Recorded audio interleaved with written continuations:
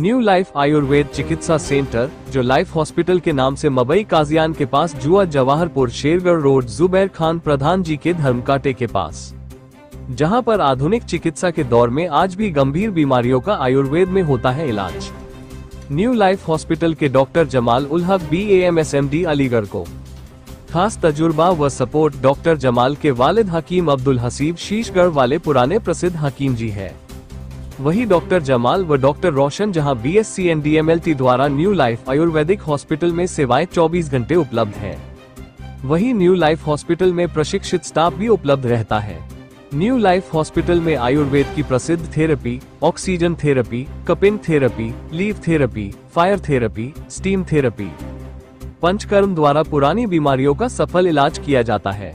स्त्री व पुरुषों के गुप्त रोगों का सफल इलाज, दौरा, फालिज, लकवा व मानसिक रोगों का सफल इलाज, जीरो ग्रेविटी मशीन व ट्रेसिंग मशीन द्वारा स्लीप डिस्क, साइटिका व सर से लेकर पैर तक पुराने से पुराने दर्द का पक्का समाधान, मशीन द्वारा नाक व कान छिदवाना, लेजर द्वारा तिल मस्से दाग व टैटू हटवाना, नेबुलाइजर व ऑक्सीजन की सुविधा, गर्भस्थ शिशु की धड़कन की जांच FHR, दिल की जांच ECG, खून पेशाब व पूरे शरीर की कंप्यूटराइज्ड मशीन द्वारा जांच, मरहम पट्टी व प्लास्टर की सुविधा आदि के अलावा स्लिप डिस्क, कमर दर्द, गर्दन व कंधे का दर्द, घुटनों का दर्द, एड़ी व पिंडली का दर्द, सर दर्द, माइग्रेन, गठिया, अर्थराइटिस, कंधा जाम, मोच व सर्वाइकल स्पॉन्डिलाइटिस आदि का सफलतापूर्वक इलाज कम खर्च में किया जाता है। इसकी जानकारी देते हुए न्यू लाइफ आयुर्वेदिक हॉस्पिटल के डायरेक्टर डॉक्टर जमाल उल हक ने बताया। सर, आपका परिचय जानना चाहेंगे? मेरा नाम डॉक्टर जमाल है। मैंने BAMSMD आयुर्वेद से की है। मेरा हॉस्पिटल का नाम न्यू लाइफ चिकित्सा सेंटर है, मवई काजियान, शेरगढ़ रोड। और तो किस पैथी में आप यहाँ पर इलाज कर रहे हैं?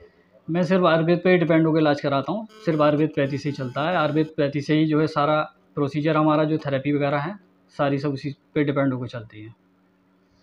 आपके यहाँ किस किस्म के मरीजों को देखा जाता है? मेरे पास जो है ख़ास तौर से न्यूरो, ऑर्थो, दर्द से रिलेटेड जो भी पेशेंट आते हैं तो उनका आयुर्वेद द्वारा ही पूरा समाधान करते हैं, थेरेपी द्वारा प्लस आयुर्वेदिक दवाइयों द्वारा। किस तरह की थेरेपी आपके यहाँ मौजूद है जो लोगों को? हमारे यहाँ पर ख़ास तौर से लगभग पंचकर्म थेरेपी हो गया, साउंड थेरेपी हो गया, लीच थेरेपी है, कपिंग थेरेपी है और ख़ास तौर फिजियोथेरेपी हो गया। ठीक है, लगभग 6-7 तरह की टाइप्स की जो है हम थेरेपी करते हैं। पेशेंट को जिस तरह की भी थेरेपी की ज़रूरत होती है। मतलब जैसे कि फिजियोथेरेपी के बारे में लोग ज़्यादा जानते हैं, अन्य जो थेरेपी आप करते हैं वो किस किस मर्ज में काम आती है? पंचकर्म जो थेरेपी होती है हमारी, ख़ास तौर से सारी जो टॉक्सिक डिजीज होते हैं, जो हमारे अंदर के, जो उसको हम बाहर निकाल के उसका समाधान करते हैं। पूरा जिन रोगों का जो है आयुर्वेदिक दवाइयों द्वारा सही तरह से ट्रीटमेंट नहीं हो पाता है, तो उसका सबसे बेहतर ट्रीटमेंट जो होता है पंचकर्म थेरेपी से करते हैं। बाकी जो है उसके बाद आती है जिसको पेशेंट को जिस चीज़ की ज़रूरत है, जैसे सर्वाइकल नंबर में हमें अगर फिजियोथेरेपी की ज़रूरत है फिजियोथेरेपी करते हैं, पंचकर्म की ज़रूरत है पंचकर्म करते हैं। ये सबसे बेहतर जो थेरेपी होती है वो पंचकर्म थेरेपी होती है। इससे क्या है कि जड़ से मर्ज निकलता है और जड़ से ही मर्ज खत्म होता है। थेरेपी में कौन कौन से मर्जों का इलाज है? पंचकर्म थेरेपी में जो ब्लड कैंसर है उसको छोड़ के सारा ही डिजीज़ का इलाज है। सारा ही सब बमन मेरेशन वगैरह 5 टाइप की जो थेरेपी होती है, मतलब की जाती है, इसमें पंचकर्म इसलिए बोला जाता है। तो इसमें जो है ख़ास तौर से स्किन डिजीज़ हो गया हमारा, और ऑर्गन्स के हमारे जो हो गया, किडनी डिजीज़ हो गया, पथरी हो गई, बवासीर हो गया, और बाकी अस्थमा वगैरह ऑल टाइप की जितनी भी मेडिसिन है, मैं कैंसर तक के, इसमें जो है पूरा समाधान पंचकर्म द्वारा हम कर सकते हैं। मतलब ज़्यादातर जो है जिस स्लिप की शिकायतें लोगों को ज़्यादा हो रही है तो इस समय। इसमें किस तरीके से आप इलाज करते हैं? कौन कौन सी थेरेपी का इस्तेमाल करते हैं? कौन कौन सी दवाइयाँ आप आयुर्वेद की इस्तेमाल? स्लिप डिस्क में जो होता है, देखो सर्वाइकल और लंबर दोनों टाइप की होती है। ठीक है, उसमें क्या होता है, हम खास तौर से पंचकर्म थेरेपी भी ज़्यादा करते हैं, जिसमें कटी बस्ती हो गया। कटी बस्ती में क्या होता है, स्लिप डिस्क की जगह पे जो है आटे द्वारा या शिकंजा लगा के जो हम मेडिसिनल ऑयल जो होते हैं वो डालते हैं इसमें।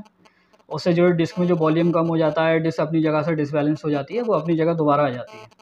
तो उसमें आयुर्वेदिक इलाज करने में बहुत आसानी हो जाती है।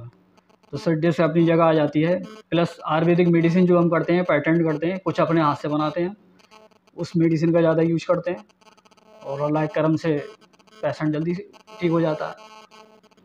डॉक्टर साहब, जैसे कि यंग बच्चे जो हैं, अक्सर उनको 22-24 साल के, 20 साल के, उनको ये देखा गया है कि साहब उनकी कमर में दर्द की शिकायत रहती है, जी, जी, घुटनों में, जोड़ों में, गर्दन में। जी, जी। तो इन रोगों का इलाज किस तरह करते हैं आप? देखो, बच्चों का तो ख़ास तौर से जो न्यूबॉर्न होते हैं उनका तो ट्रीटमेंट हम नहीं करते हैं। जो ख़ास तौर से 5 साल से ऊपर के बच्चे होते हैं, कुछ सीपी चाइल्ड भी होते हैं जिनके हाथ पैर बचपन से टेढ़े होते हैं तो उनका ये आयुर्वेदिक थेरेपी द्वारा ही हम इलाज करते हैं, ख़ास तौर से पंचकर्म थेरेपी। इसमें फिजियोथेरेपी पे डिपेंड होकर नहीं होता है, पंचकर्म थेरेपी होता है। इसमें मेडिसिनल ऑयल से मसाज वगैरह करी जाती है उनके जॉइंट की। क्या होता है इसमें, कुछ जॉइंट जो है बच्चों के कुछ गैपिंग आ जाती है, जैसे गलत ढंग से माँ या कोई भी है घर का फैमिली मेम्बर उनको गलत ढंग से उठाता है, इधर-उधर करता है तो गैपिंग आ जाती है। उसकी वजह से उनको पेन होने लगता है, प्लस कैल्शियम की कमी से होने लगता है। तो ये हम ज़्यादातर जो है पंचकर्म थेरेपी और प्लस मसाज, बॉडी मसाज जो होती है वो हम पंचकर्म थेरेपी द्वारा ही करते हैं, जो एक प्रोसीजर होता है। तो उससे जो है जल्दी बच्चे इम्प्रूव होने लगते हैं। डॉक्टर साहब, पंचकर्म थेरेपी और फिजियोथेरेपी में क्या अंतर है? फिजियोथेरेपी जो है ख़ास तौर से मशीन पर डिपेंड करती है, यानी कि जो वाइब्रेट वाली मशीन होती है उस पे हम फिजियोथेरेपी करते हैं, या करंट लगा के, पैच लगा के। और पंचकर्म थेरेपी क्या है, वो मेडिसिनल ऑयल, मेडिसिनल खास से जैसे दूध से करते हैं, घी से करते हैं, ठीक है। और बाकी अपना सिकाई वगैरह होती हैं, मतलब खास तौर से मेडिसिनल ऑयल द्वारा उस पे मालिश-वालिश करके उसके उसके हिसाब से करते हैं। और कुछ अंदरूनी जो टॉक्सिस वाले जो मर्ज होते हैं उसमें बमन वगैरह हम कराते हैं। नीचे के लोअर पार्ट की जो डिजीज़ होती हैं, जैसे बहुत से लोगों को गैस, पेट फूलना और भी जो डिजीज़ होती है पेट की, एब्डोमेन की, तो उसमें विरेचन कराते हैं हम, यानी कि मेडिसिनल पिला के और उनका पूरे आंतों की सफाई करना। और ब्लड के जो डिजीज़ हैं जैसे स्किन डिजीज़ हो गए, सफ़ेद दाग वगैरह इस टाइप के, तो उसमें रक्त मोक्षण हो गया, लीच थेरेपी हो गई, तो उसके द्वारा पूरा हम ब्लड की जो है पूरी प्यूरीफाई करते हैं इसे पंचकर्म द्वारा, तो वो जल्दी सही हो जाता है। डॉक्टर साहब, ऐसे कौन-कौन से रोग हैं जिनका एलोपैथी में इलाज नहीं है और आयुर्वेद में उसका इलाज है? इसमें देखो, कोई डिजीज़ जैसे अस्थमा हो गया, बवासीर हो गया, इसमें पूरी तरह से मतलब इलाज नहीं है, तो आयुर्वेद में जो है इसका पूरा पूरा इलाज है। कैंसर का भी पूरा इलाज नहीं है एलोपैथी में, लेकिन आजकल जो है आप देख ही रहे हैं, कुछ आयुर्वेदिक मेडिसिन ऐसी हैं जड़ से कैंसर ठीक कर देती हैं। टीबी का भी एलोपैथिक में इतना नहीं है, पहले गवर्नमेंट ने 6 महीने का इलाज करा था, अब 9 महीने का कर दिया है, लेकिन आयुर्वेद में इसका पैटेंट इलाज है इसका। और बीपी हाई हो गया, शुगर हो गया, इन चीज़ों का आयुर्वेदिक में पूरा इलाज है, लेकिन एलोपैथिक में नहीं है इसमें। शुगर का पेशेंट जी, आयुर्वेद में कितने दिन में सही हो जाता है? ये तो देखो टाइप्स के ऊपर डिपेंड करता है। अब किसी की शुगर लो हो रही है, हाइपोग्लाइसीमिया हो गया, किसी की ज़्यादा हो रही है, तो अगर जो इंसुलिन ले चुका होता है तो उसका तो आयुर्वेद में या किसी भी पैथी में इलाज ही नहीं है, क्योंकि इंसुलिन पर वो डिपेंड हो गया तो उसका कोई ट्रीटमेंट नहीं है। इंसुलिन ले हुआ नहीं है वो, तो उसका आयुर्वेद में समाधान है, किसी का 9 महीने, 1 साल, 2 साल भी लग सकता है। बशर्ते परहेज होना ज़रूरी है। ज़मीन के अंदर की चीज़ें खास तौर से तो छोड़ना पड़ेंगी सारी। चावल हैं, आलू हैं, जो भी ज़मीन के अंदर पाई जाती हैं उनको सबको छोड़ना पड़ेगा, प्लस मीठी चीज़ें। और आयुर्वेद से पूरा समाधान है, 1 साल से 2 साल तक पे ट्रीटमेंट अच्छा हो जाता है। और थायराइड का भी, थायराइड का क्या है, एलोपैथिक में या होम्योपैथिक में है, वो पूरी ज़िंदगी खाना पड़ती है दवा, लाइफ टाइम। लेकिन आयुर्वेद में क्या है, 6 महीने से 9 महीने में थायराइड ठीक हो जाता है। तो वो एलोपैथ पे ज़्यादा ध्यान देती है, तो एलोपैथ या आयुर्वेद गर्भवती महिलाओं के लिए कौन सी पैथी ज़्यादा कारगर है? देखो, कारगर तो सभी मर्ज़ों में आयुर्वेदिक है। अब गर्भवती महिलाएँ भी जो हैं, अगर देखो पहले के ज़माने में क्या होता था, कोई हॉस्पिटल तो इतना जाता नहीं था, ना ही ऑपरेट होते थे, डिलीवरी नॉर्मल जो घर पे ही होती थी। पहले से ही लोग ज़्यादातर आयुर्वेद पे डिपेंड रहते थे, घर पे ही डिलीवरी होती थी। लेकिन अब क्या है, क्रेज़ इतना चल गया है ऑपरेट का कि हर ज़रा सी कोई प्रॉब्लम हो रही है तो सीधे जा रहे हैं, तो उसमें एलोपैथी की डिपेंड हो रही हैं आजकल की। और आजकल नई पीढ़ी जो है, लड़कियाँ ज़रा सा कुछ हुआ तो वैसे ही एलोपैथी की डिपेंड हो जाती हैं। लेकिन आयुर्वेद में जो है अच्छा उसमें ये है, अगर वो आयुर्वेद पे डिपेंड होकर चलें तो बच्चे की डिलीवरी भी नॉर्मल हो सकती है और माँ और बेटा दोनों भी सेफ रहेंगे। डॉक्टर साहब, आयुर्वेद में गर्भवती महिलाओं को कितने दिन ट्रीटमेंट लेना चाहिए? देखो, आयुर्वेद में तो ये है कि पहली बात तो अगर शुरू से ही फर्स्ट टाइम से ही अगर वो आयुर्वेद पे डिपेंड होकर चलेंगी तो ज़्यादातर किसी चीज़ की ज़रूरत ही नहीं पड़ेगी, क्योंकि कुछ आयुर्वेद जो है घरेलू चीज़ों पर होता है।